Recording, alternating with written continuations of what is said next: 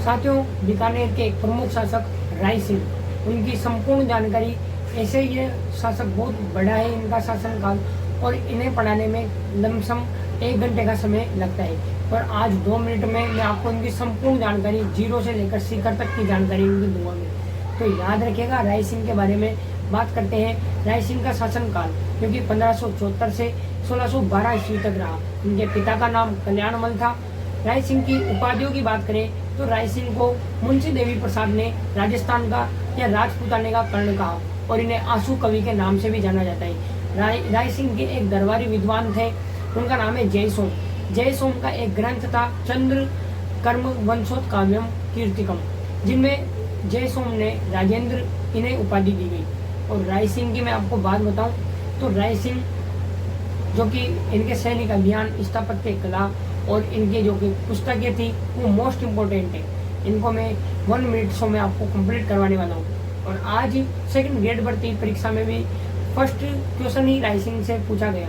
राय सिंह का क्वेश्चन था कि वर्ष 1572 ईस्वी में अकबर द्वारा किस शासक को जोधपुर का शासक नियुक्त किया गया, तो वो अपने राय सिंह ही थे। राय सिंह को अकबर ने 1572 में जोधपुर का प्रशासक नियुक्त किया। और इसी के साथ 1574 ईस्वी में राय सिंह ने बीकानेर की राजगद्दी को अपने हाथों में संभाला।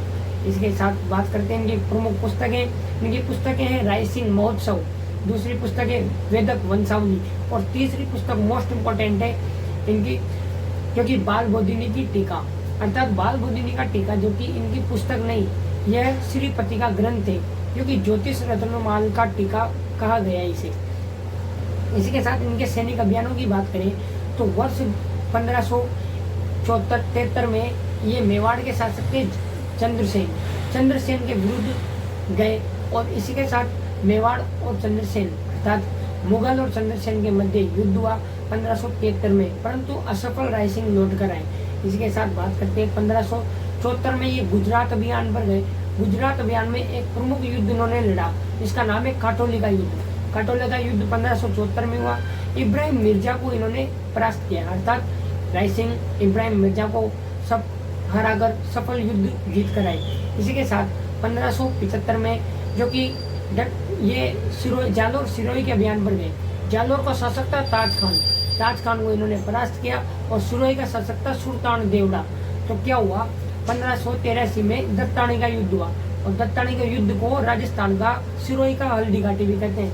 हल्दी घाटी राज संबंध, परंतु सिरोही की हल्दी घाटी दत्तानी के युद्ध को कहते हैं। ये याद रखना मोस्ट इम्पोर्टेंट है, ठीक है। इसी के साथ मुगल सेना की तरफ से राय सिंह थे, जगमाल थे और दुरसा अड्डा थे, और इधर सुल्तान देवड़ा थे। और सुल्तान देवड़ा सफल हुए इस युद्ध में, और दुरसा अड्डा जो कि बहुत गंभीर रूप से घायल हुए थे। दुरसा अड्डा की प्रमुख किताबें हैं विरुद्ध छतहरी और किरदर बाउनी, यानी कि दुरसा अड्डा प्रमुख एक कवि भी माने जाते थे जो कि अकबर के दरबार में थे। इसी के साथ 1581 में ये काबुल अभियान पर गए, 1585 में एक कंधार अभियान पर गए, 1586 में जो कि ये ठट्टा अभियान पर गए, और 1591 में ये लास्ट अभियान था इनका बलूच या लाहौर अभियान। और राय सिंह की संपूर्ण जानकारी, इनके स्थापत्य में इन्होंने जूनागढ़ का किला बनवाया था, और जूनागढ़ के किले के बाहर जो कि सूरज पोल प्रवेश द्वार माना जाता है, वहां पर इन्होंने जयमल पत्ता की गजाढूढ़ अर्थात पाषाण मूर्तियां लगवाई थी। और इन्होंने जूनागढ़ में राय सिंह प्रशस्ति या जूनागढ़ प्रशस्ति भी अंकित करवाई। तो जानकारी अच्छी लगी।